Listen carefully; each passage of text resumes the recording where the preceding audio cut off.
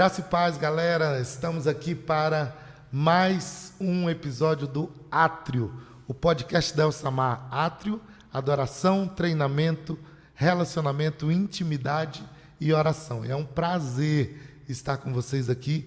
E hoje eu estou recebendo aqui a irmã Edilza Moraes. Isso, Edilza Moraes. já brincamos até mandar parar aqui com essa questão do sobrenome Moraes aqui. ou Vieira, viu? Aí eu vou falar, Edilza Vieira Moraes. Aí agrada todo mundo. Agrada a todos.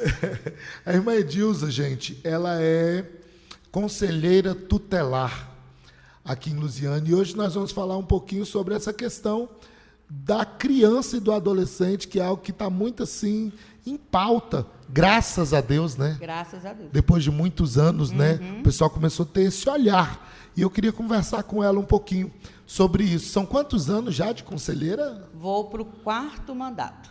O mandato de conselheira são quantos anos? 3. Então já vai para 12 anos. Não, 3, 6, 9. É o quarto mandato. Porque teve um tampa aí, no total, 8 anos. Ah, sim. Mas antes, inclusive, de você ser conselheira tutelar, você sempre teve um envolvimento com criança e com adolescente, não é verdade? Sempre amei crianças, sempre trabalhei nas igrejas com crianças. Então, eu estou onde eu amo estar, que é no Conselho Tutelar. Inclusive, vocês têm um instituto, não é isso?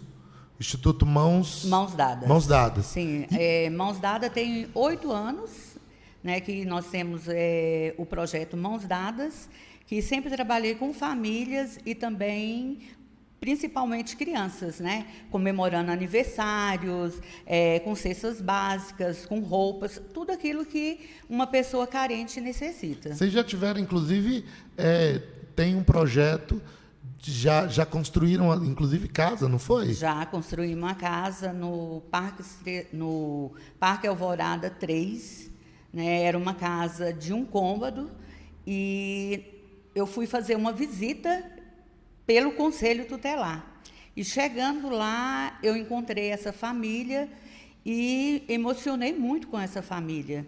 E eu falei que nada, essa família não está precisando de um acompanhamento do Conselho Tutelar, ela está precisando de um acompanhamento pelas Mãos Dadas. Foi aí que nós entramos com o pastor Paulo e nós construímos. Pastor Paulo Cassimiro? Cassimiro.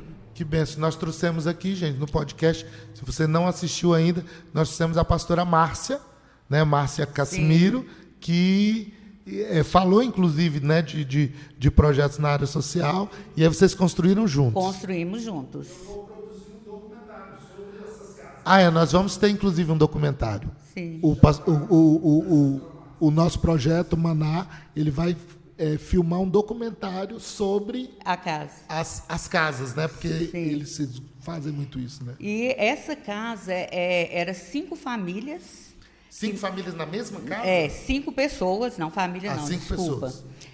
5 pessoas na casa. Quando eu cheguei, estava muita chuva e me emocionei muito que um dos meninos fez assim, tia, entra, essa casa é como um coração de mãe, cabe mais um. Meu Deus. E com isso eu me emocionei muito e comecei a procurar pessoas para ajudar. E foi Como é aí que eu era encontrei. essa casa? Essa casa era de tábua, um quadrado. E nesse quadrado tinha uma cama de um lado, feito de tábua, e outra de outro lado. E aí era o lugar que todos eles dormiam. E um deles colocava um colchão no chão e ali dormia essas 5 pessoas. Meu Deus. E hoje é uma casa de 3 quartos, sala, cozinha, Glória a banheiro, Deus. área de serviço. Então, para eles é uma mansão. Como é que você olha hoje? Você chega e Muito qual é feliz. esse sentimento, assim? Muito, muito. E, assim, pela pessoa, né, que é sempre grata. Todas as vezes que me vê, todas as vezes que eu falo no telefone, me agradece por aquele momento, pela aquela ajuda que eu dei.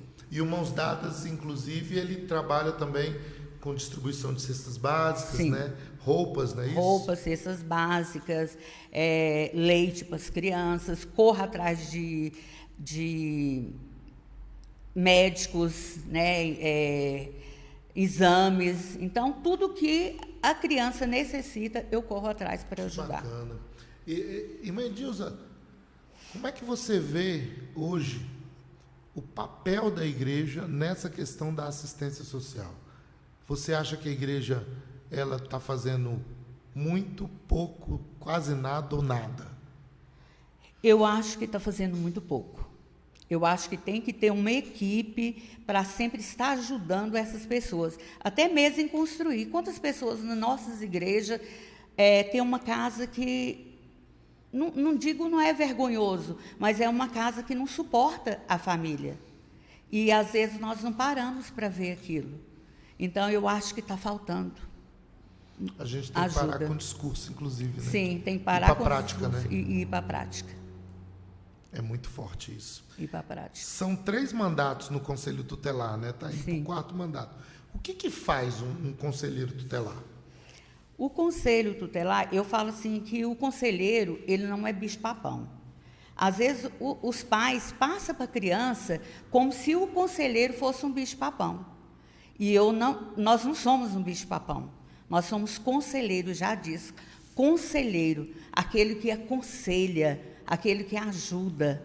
Então, o conselheiro, ele está ali para ajudar, para atender aquelas famílias que vão ali necessitadas, com direitos violados. E eu digo que sempre para as crianças que eu sou a Mulher Maravilha, porque eu vou para socorrer. Antigamente, pastor, não tinha esse ponto de socorrer. Quantos de nós passamos por direitos violados? Quantos de nós atrapalhamos até mesmo um casamento por aquilo que nós passamos, que não tinha um conselho para defender? E o conselho tutelar é para defender as crianças com os direitos violados. E às vezes, inclusive, né, irmã Edilson, nós não fomos abusados, nós não fomos violentados, mas a gente viu alguém. Viu. Eu lembro que em uma das cidades que meu pai pastoreou, tinha uma família, eu não sei se o Cleberson vai lembrar disso, mas tinha uma família, vizinhos nossos no Guaraí, certo? Que a mãe espancava os meninos assim, uma coisa era terrível. Sim. E assim, a gente nunca fez nada. O que nós fizemos foi assim, levamos o menino para a igreja, tentamos levar a mãe para a igreja, certo? Mas, além disso... Calaram.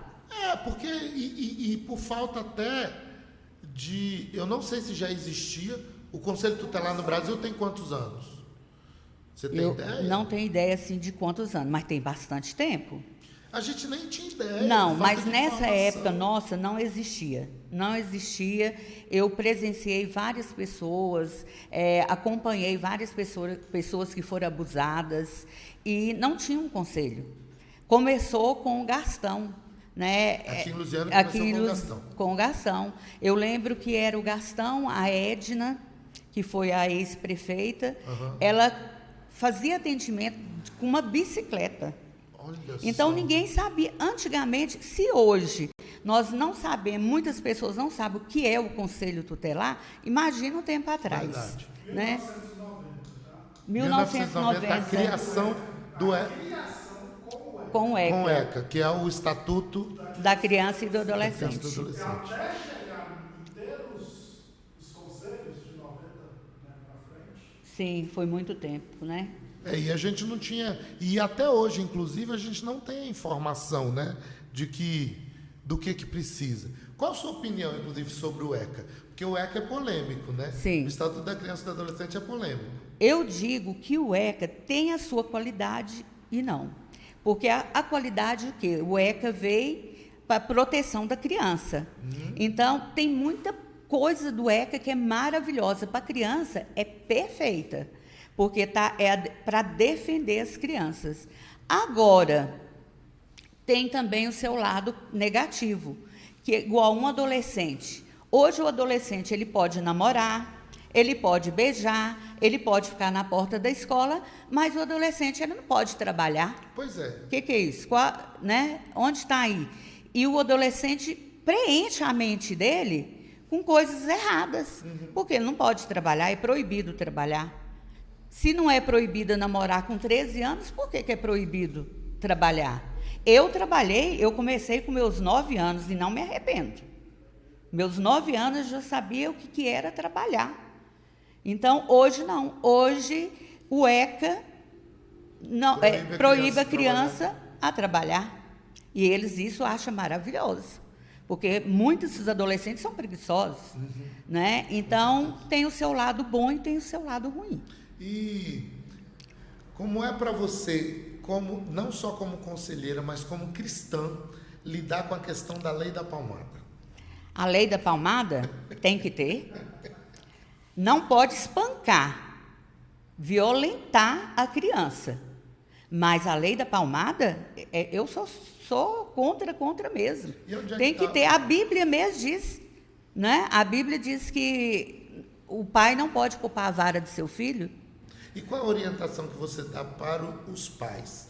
Onde é que está esse limite? Porque é muito tênue, né? Essa linha entre a palmada corretiva e o espancar. Principalmente por causa da questão da ira, né? Porque os pais, muitas vezes, eles vão e não dão um surto lá. Sim. E tal. Às vezes dormiu mal, às vezes, né, tomou uma bronca do patrão e chega e desconta na criança. Como é que você lida com os pais?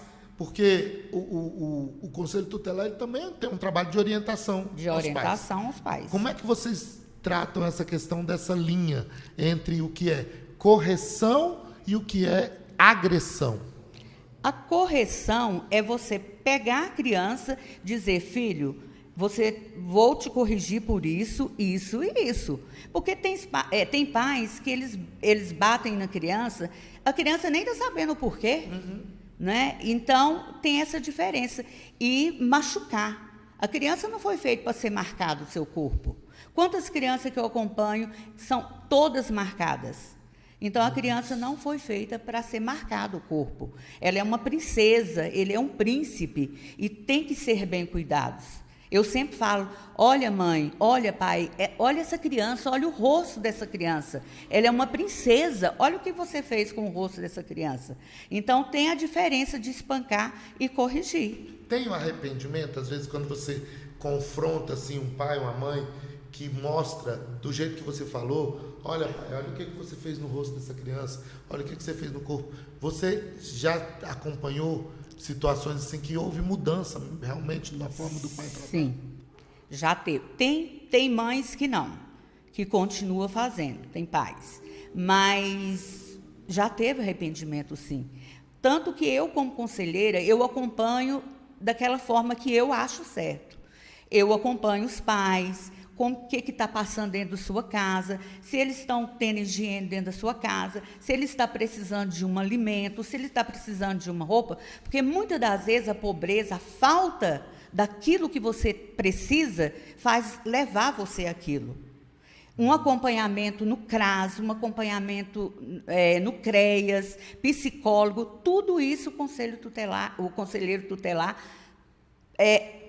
acompanha os pais. Então, tem para todos os pais um acompanhamento. Que bacana. Tem o CAPES, tem o CREAS, o CRAS. Então, não é falta de ter um acompanhamento. E essa questão você falou da questão da higiene, né? Existem coisas que são caracterizadas pelo Estatuto da Criança e pelo trabalho de vocês como conselheiro tutelar.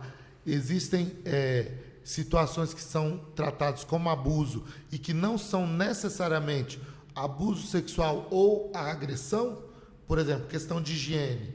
Se uma criança não tem condição de higiene, ou se uma criança falta aula demais, como é que funciona isso? Não, se falta aula, você tem que acompanhar se realmente ele está indo à escola, porque a criança não pode ficar sem escola. Higiene também, eu trabalho dessa forma. Eu acho que tirar uma criança porque é suja, porque é pobre, não é motivo. Motivo é se a criança está sendo abusada ou se está sendo espancada. E eu ouvi uma situação de uma criança que a cabecinha da criança estava criando bicho por causa do efeito que o piolho fez na criança. Isso é caracterizado como maltrato? Sim, sim. Porque tem a falta de higiene e tem maus tratos. Aí, para mim, eu acho que é maus tratos. Por quê? Por que a mãe não cuida? Pode ser a mais pobre que for, pastor. Eu acho assim que os pais têm que cuidar da parte de higiene da criança. Que bacana. E o que eu devo fazer se eu descubro, né, que eu tenho um parente, ou que eu tenho um vizinho, ou um amigo, e que essa criança está sofrendo maus tratos, ou abuso psicológico, ou sexual, ou físico, ou a questão de descuido, né, com higiene, com tudo? O que eu devo fazer como cidadão? Denunciar. Para isso, nós temos o Disque 100, para fazer a denúncia, e temos também o Conselho Tutelar. O Disque 100, ele me direciona para onde? Para o Conselho Tutelar. Para o Conselho Tutelar. Para o Conselho Tutelar. Então, se eu ligar no número 100, vai cair vai cair para nós. Vai ser Conselho mandado um ofício e isso aí vai para o Conselho Tutelar. Ah, sim. Mas a pessoa, ela pode fazer a denúncia. Mesmo o Conselho Tutelar, pastor, ele não vai falar para ninguém, é anônimo. Então, às vezes, as pessoas ligam e ficam com medo de fazer a denúncia. Sim. Pode tranquilamente fazer a denúncia. Aquilo ali é sigilo e nós não podemos comentar. E como você vê a atuação da igreja no que diz respeito ao cuidado com a criança e o adolescente hoje? Você acha que o que a igreja poderia fazer para melhorar isso? Eu acho assim que a igreja ela deve acompanhar também o adolescente. Por quê? O Conselho Tutelar, ele trata da parte que foi abusada, da parte que teve agressão, na parte física. E a igreja, ela precisa tratar do espiritual, do emocional. É uma coisa que o conselheiro ali dentro não pode, né? Misturar o conselho com a religião. Então, eu acho que a igreja deve acompanhar a criança e o adolescente, principalmente o adolescente. E tem a questão da prevenção, né? Porque o Conselho Tutelar não faz a prevenção. Não faz a prevenção. Então, a igreja, se ela está acompanhando mais a família, porque existem filhos de cristãos muitos convertidos sofrendo abuso, sim? Muitos. Existem filhos de cristãos que foram abusados, foram seus direitos violados. Inclusive e sexualmente. abafa. A igreja abafa. Então, eu acho assim, tem que falar, porque depois que descobrir é pior. E a igreja abafa como? Por que a igreja abafa? Vocês já têm um estudo? Eu creio que a igreja abafa para não se escandalizar, porque tem filhos de pastores que foram abusados, que abusaram de outras. Então, eu acho assim, tem que ser acompanhado mesmo. Tanto que eu atendi uma adolescente, uma só não, já atendi várias, mas mais recente eu atendi uma adolescente e indiquei, né, passei para uma pessoa aqui da minha igreja, da nossa igreja, para acompanhar nessa parte espiritual. Porque acompanhando a criança, a adolescente, eu vi que não era nada física, era tudo espiritual. Só espiritual, tudo espiritual, emocional e espiritual. E aí eu encaminhei aqui para a igreja. Olha só. E tem muita pedofilia no meio do clero? No meio dos pastores tem muita pedofilia? Tem. Infelizmente tem. E qual é a orientação que você daria aos pais? Porque, queridos, gente que não presta tem todas as instâncias da sociedade, todos os segmentos. Então, assim, o que eu, como pai, posso fazer para eu preservar os meus filhos de um possível abusador? Seja ele da igreja, seja ele de fora. Como é que eu tenho que me posicionar como pai? Ser amigo do seu filho, em primeiro lugar. Ser amigo, não fazer tudo para que ele não esconda nada, para que ele seja um amigo. Eu tiro por mim, os meus filhos são meus melhores amigos. Eu sou a melhor amiga dos meus filhos também. Então, essa é a parte, sim, muitíssimo importante. Porque eles deixam sinais, né? Deixa sinais. De quando eles estão sofrendo um abuso e tal, se você tiver um relacionamento bom com seus filhos, você vai perceber, né? Você vai perceber. Os sinais, né? Vai perceber os sinais, porque, infelizmente, traz muito trauma, o abuso. E quando você é amigo do seu filho, você vai perceber que ele está tendo reações diferentes. Uhum. E quando você não é, passa despercebido. Às vezes, até quantos adolescentes que eu acompanho que tentam se matar, se cortar, né, se mutilar. Então, esses casos chegam a vocês? Chega a de mim. adolescentes que estão se cortando, se mutilando?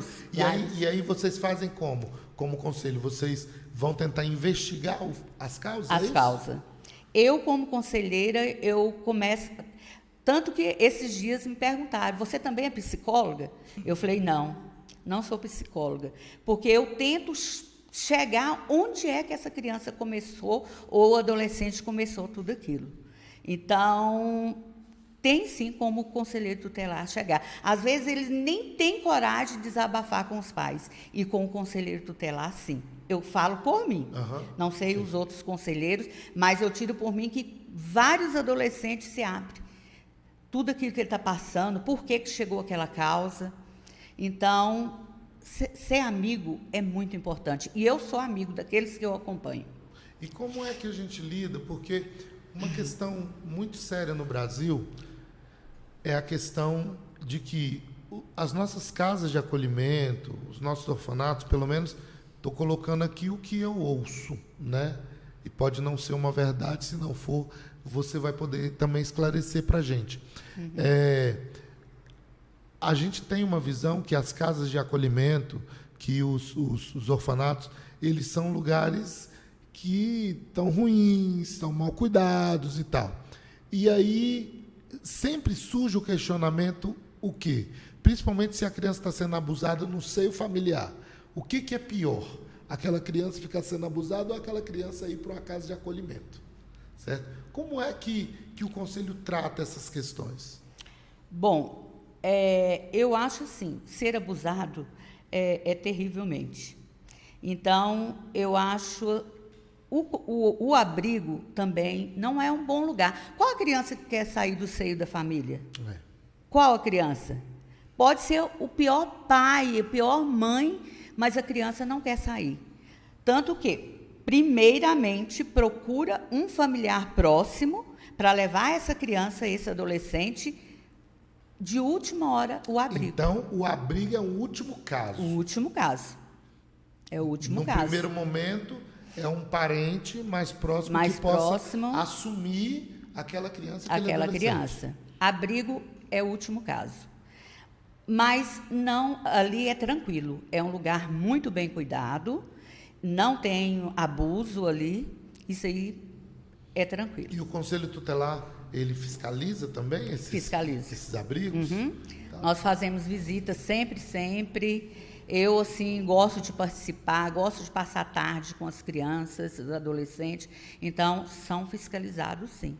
Quais os casos mais comuns, assim, que nós vemos hoje, que o Conselho Tutelar é acionado? A violência doméstica ou o abuso sexual? Abuso sexual. Mais do que a violência Mais doméstica? do que a violência doméstica. E, normalmente, de pessoas chegadas? Sim, pai, tios, Meu Deus. amigos que aproximam do seu lar como se fosse o seu melhor amigo, o melhor amigo do seu pai, vô, padrasto. Então, assim, abrange todas essas áreas. Sem querer entrar numa questão de se é fake news ou não, há 8, 10 dias atrás, há alguns dias atrás, surgiu essa notícia, né, essa declaração da ministra Damares sobre a questão dos abusos sexuais na Ilha do Marajó, certo? E nós não vamos entrar na questão se é verdade ou mentira, porque isso cabe à justiça investigar. Mas dentro da sua vivência como conselheira tutelar, você acha possível esse tipo de coisa acontecer? Sim, é possível. Apesar, eu acho o trabalho da Damares muito bonito, mas é possível sim acontecer. Então há mesmo essa questão da violência séria, da venda de meninas para Sim, prostituição sim. e tal. E aí vamos pensar numa questão, porque aqui nós não estamos levantando questões para depois ter que responder na justiça, nada disso, mas assim, será que isso acontece só em locais longe, ou será que nós estamos no meio de uma cidade grande e isso pode acontecer? Existe caso de pais que vendem crianças para prostituição? Existe. Existe muito. É muito sério isso. Muito sério. Como é que o pai deve lidar, agora já olhando o outro lado? Você falou para mim que a criança não pode trabalhar, mas a criança pode namorar, pode beijar na boca, pode ficar na porta da escola e tal. Vamos lá. Como é que os pais, que vocês veem que os pais devem lidar com a questão do namoro na adolescência? Eu acho que ele deve apoiar, acompanhar o namoro, porque tudo que é proibido não é melhor? Com certeza. Tudo que é proibido é melhor. Então, é melhor você aceitar, acompanhar o seu filho, do que proibir, porque se ele não fizer em casa, ele vai fazer na escola. Ele não vai entrar na escola, como muitos nós acompanhamos, e vai namorar escondido. Então, quer dizer, ele não chega nem a entrar na escola. Chega não a entrar na escola. Então, a melhor coisa que os pais podem fazer é ser amigo e apoiar o seu namoro. E o sexo na adolescência? Sério, né? O átrio é polêmico mesmo. O átrio é para pegar que pergunta difícil. Encostar ele na parede e botar um punhal assim. Que pergunta difícil. O sexo na adolescência. Eu não apoio. É uma criança. É uma criança que pode engravidar e uma criança cuidando de outra criança. Então, eu não apoio o sexo na adolescência. Está sendo discutido, muito discutido, duas questões que são polêmicas e estão ligadas ao Estatuto da Criança e do Adolescente, estão ligadas à vida do adolescente, à vida da criança. E eu quero te perguntar sobre isso. Não tem como a gente entrevistar um conselheiro tutelar e a gente não entrar nessas questões. A primeira questão é, se discute hoje que o sexo de um adulto com adolescente, certo? Com consentimento, consensual, não é pedofilia. Se discute muito isso. Se é ou se não é pedofilia. Qual a sua opinião como conselheira tutelar sobre o assunto? Eu acho que sim, que é. É uma criança, é um adolescente. Se tem o adulto, por que não o adulto ter um caso com adulto? Por que uma criança? Por que um adolescente? Então você acha que eu acho que é sim. pedofilia? É pedofilia. Porque tramitam-se, inclusive, projetos, né, para descriminalizar no consensual, não é verdade? E o aborto? Também. Eu não concordo com o aborto, a não ser que, é muito sério, se o adolescente foi abusado pelo um pai, mas é uma vida, como que você vai tirar uma vida? É muito polêmico, né? É muito polêmico. Assim, é um assunto muito difícil. É se colocar no lugar da adolescente, né, da criança. Da criança. Porque é uma criança Isso gerando mesmo, outra criança. Eu até discuti esse caso em casa com Oswaldo. Né? Tira a criança ou não tira a criança? É muito polêmico, porque, cara, eu vou tirar uma vida, eu vou matar uma vida. Ao mesmo tempo, eu vou carregar uma criança que foi de um abuso. é muito polêmico, mas olhando biblicamente, o aborto, eu sou contra. E hoje que ainda não está, o aborto ainda não é descriminalizado, como é que o Conselho Tutelar lida com a questão da gravidez na adolescência? O que vocês... Há um encaminhamento para uma terapia, para um acompanhamento psicológico? Como é que funciona? Sim, ela é acompanhada tanto pelo CRAS, pelo CREAS, tem a clínica de especialidade, tem a clínica de psicologia, então tem um acompanhamento assim total, porque o conselheiro ele tem, né, chega num posto de saúde, você é atendido, o adolescente é atendido, se você chega numa clínica, o adolescente é atendido, então nesse ponto aí é um acompanhamento muito bom. Você é a favor da diminuição da maioridade penal para 16 anos? Se eu sou a favor? Você acha que um adolescente de 16 anos ele tem que ser responsabilizado já criminalmente? Sim. Você acha que o fato dele saber que ele não vai pagar pelo crime aumenta a criminalidade ou não? Aumenta. Aumenta? Aumenta porque, como nós acompanhamos, muitas das vezes o adolescente virou para nós, conselheiro, e disse, não vai acontecer nada comigo, então eu vou continuar fazendo. Então, eu sou a favor. Interessante. Olha só, tem alguma orientação, agora já do outro lado, eu vi um atendimento de um conselheiro tutelar, numa determinada situação. Tem alguma coisa que eu tenho que observar para ver se esse conselheiro está fazendo a abordagem correta dentro daquela situação? O que um conselheiro não pode fazer? Olha, é maltratar a família. Eu acho que se a pessoa chegou no conselho tutelar, porque ela está precisando. Ela está precisando. Então, se ela foi ali, ela está precisando de um apoio. É um conselheiro, já disse, conselheiro, é aconselhar. Então, não maltratar, tratar bem, não gritar, isso o conselheiro não pode fazer. Nem com a criança e nem com a família? Nem com a família. E se o conselheiro chega numa situação, porque eu acredito que você já viveu isso, dele chegar numa situação de conflito. Ele chegou ali, o pai está bêbado, ou está alterado, ou a mãe, ou está drogado. Como é que o conselheiro se porta ali?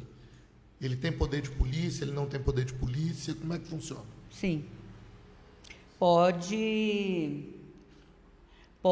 Ele pode acionar a polícia para que tome as providências com o pai e já recolhe a criança, tira da zona de perigo e leva para um parente mais próximo. Sim. Então, ele não tem poder de polícia, ele aciona a polícia. Ele vai acompanhado, no caso, sim, ou ali ele pede esse acompanhamento. Ele aciona a polícia. Muito bom.